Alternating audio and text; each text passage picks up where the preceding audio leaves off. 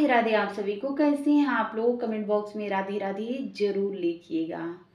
आज है दिन बुधवार। बुधवार की मैं आप लोगों के साथ जो है मॉर्निंग रूटीन शेयर करती हूँ। और छोटी छोटी बातें, छोटी छोटी चीज़ें जो है हमारे जीवन में कितना बड़ा आनंद और कितना बड़ा बदलाव लाती है। तो देखिए, मैं सुबह ही स्नान कर ली थी। करने के बाद खाना बनाई, लंच वगैरह देना रहता है। ये तो रूटीन आप सभी को मालूम है कि हम गृहिणियों का एक यही पहला रूटीन होता है। इसके बाद हमारे घर में थोड़ी आज कपड़े ज़्यादा थे, तो मैं सोची, अभी झाड़ू पोछा भी पड़ा था, तो मैं सोची थोड़ी से इन कामों को निपटा के तब मैं आज पूजा करूँगी। क्योंकि पूजा करने के बाद ये करना अच्छा, घर की साफ़ सफाई अच्छी नहीं लगती है। तो आज हमें थोड़ी सी देर हो गई है, 9 बज गए हैं। मैं आई, कान्हा जी को अभी उठा रही हूँ। कान्हा जी देखिए हमारे सोए हैं। कान्हा जी को उठाई। उठाने के बाद मैं सोची अभी सूर्य नारायण भगवान को जल देने से कोई फ़ायदा नहीं है, तो चलिए इनको प्रणाम, हाथ जोड़ के प्रणाम करती हूँ। तुलसी मैया को प्रणाम करूँगी, फिर जाके पूजन करूँगी। तो नहा करके मैं दोबारा नहाई हूँ, क्योंकि झाड़ू पोछा सारे काम निपटाने के बाद फिर मन नहीं करता है कि हम उसी तरह से पूजन करें। तो इस तरह से मैं फिर दोबारा बाल धुल के स्नान की। कल गुरुवार है तो बाल धुलना तो जरूरी। तो इसलिए मैं आई, सूर्य नारायण भगवान को जो है परिक्रमा की और हाथ जोड़ के प्रणाम की। जल नहीं दी, क्योंकि 9 साढ़े 9 बजे जल नहीं देना चाहिए। और इस तरह से मैं परिक्रमा करने के बाद तुलसी मैया में प्रणाम की। अब इसके बाद मैं घर के मंदिर में आई हूँ। देर हो जाने के बाद पूजा में मन भी नहीं लगता है, लेकिन क्या करें, कुछ मजबूरी होती है जो करना ही पड़ता है, घर के काम होते हैं। मैं सभी भगवान को स्नान करवा दी। खास तौर पे गणेश भगवान का तो रोज ही स्नान कराती हूँ। मैं आप लोगों को एक चीज़ बता दूँ, आज दिन बुधवार है, गणेश भगवान का दिन है।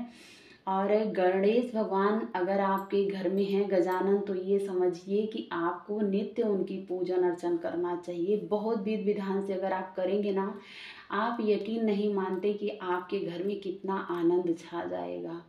इनकी पूजा अर्चना को, वैसे तो सभी खास भगवान हैं, मैं ये नहीं कहती हूँ कि उनकी पूजा अर्चना, लेकिन मैंने अनुभव इस चीज़ को किया है। महीने में 2 संकष्टी आती है, एक अंधेरे पक्ष में और एक उजाले पक्ष में। लेकिन दोनों संकष्टी में भेदभाव नहीं करना चाहिए। संकष्टी का व्रत मत करिए आप, लेकिन अगर आप शाम के समय जो है चंद्रमा को अर्घ्य दीजिए, पूजन करिए। गणेश भगवान की असीम कृपा आपके ऊपर बरसती है।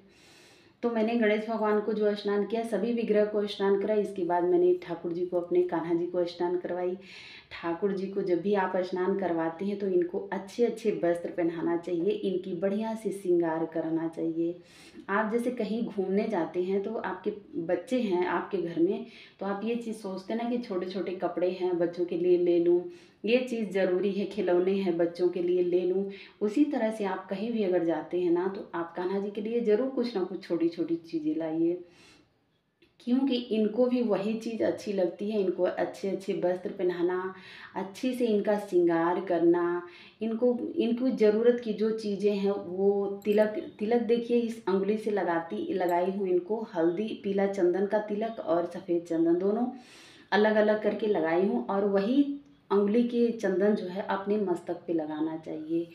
हम हिंदू धर्म में चंदन लगाना हमारा सौभाग्य है, हमारी एक पहचान है। जिस तरह से सुहागिन महिलाएं सिंदूर लगाती हैं, बिंदी लगाती हैं, हमारे पति की पहचान होती है, उसी तरह से समझिए कि चंदन लगाना मस्तक पर, हमारे जो एक हिंदू है, हम ब्राह्मण हैं, तो ब्राह्मण की एक पहचान होती है कि आपके मस्तक पे चंदन जरूर होना चाहिए।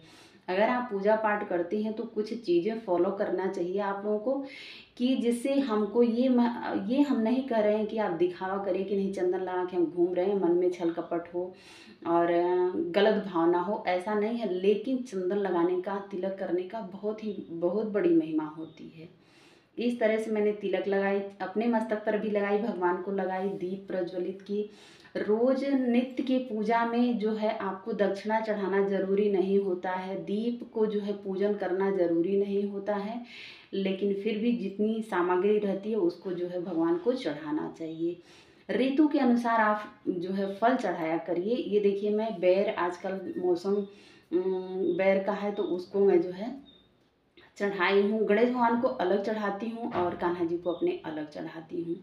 हल्दी और कुमकुम से तिलक लगाई, लगाने के बाद थोड़ी सा जो है दीप में भी तिलक लगा देती हूँ हल्दी का। लगाने के बाद आप गणेश भगवान को दूर्वा चढ़ाते हैं, कैसी दूर्वा चढ़ाई जाती है मैं आपको वो भी बताई हूँ कि दूर्वा कभी भी गणेश भगवान को चढ़ा रहे हैं तो जड़ के सहित नहीं चढ़ानी चाहिए। बिना जड़ की दूर्वा गणेश भगवान को बेहद प्रिय होती है और उसमें गांठें होनी चाहिए। कम से कम 3 से 4 गणेश भगवान को जब दूर्वा आप अर्पण कर रहे हैं तो उसमें 3 से 4 गांठें होनी चाहिए। इस तरह से गणेश भगवान की पूजन बंदन करना चाहिए, दीप प्रज्वलित करना चाहिए, उनको चावल का आसन देके उनको विराजमान करना चाहिए। इस तरह से मैंने दीप को ठंडे कर लिया है। इस तरह से मैंने पूजन को ख़त्म किया। इसके बाद मैं आरती करती हूँ। आप गणेश भगवान की आरती करिए, कान्हा जी की आरती करिए। गणेश भगवान की आरती में आप आरती को पूर्ण रूप से करिए। अगर आप संकष्टी का व्रत रखते हैं तो नहीं भी रखते हैं, अगर संकष्टी का पूजन करते हैं तो आप गणेश चौथ की कहानी पढ़ा करिए। आप 1 बरस करके तो देखिए, आपके मन में आपके खुद समझ में आने लगेगा कि गणेश चौथ की कितनी बड़ी महिमा होती है। गणेश भगवान की असीम कृपा होती है। कान्हा जी के वस्त्रों को मैंने धोया, धोने के बाद इनके साफ स्वच्छ जगह इनके वस्त्रों को डाल देती हूँ। ये हमारे किचन की खिड़की है, खिड़की पे डाल देती हूँ, वहाँ धूप आती है और वहाँ बढ़िया से सूख जाते हैं। इसके बाद मैंने किचन में आई तो देख रही हूँ कि अभी कान्हा जी को मैंने दूध भी नहीं पिलाया है, तो दूध गर्म कर दी। एक तरफ अपने लिए चाय बना रही हूँ, क्योंकि घर में अकेली हूँ तो अपने लिए ही चाय बनाऊँगी। तो मैं कान्हा जी के लिए एक दूध गर्म की और अपने लिए चाय रखी हूँ, दोनों हमारा रेडी हो रहा है। कान्हा जी को भोग लगाते हैं अगर दूध का तो उसमें थोड़ी सी मिश्री मिला करके तब आप जो है भोग लगाया करिए। मैं आज चंदन लगाना जो है भूल गई थी, तभी पूजा कर ली जल्दी जल्दी में, अभी चंदन लगा रहे।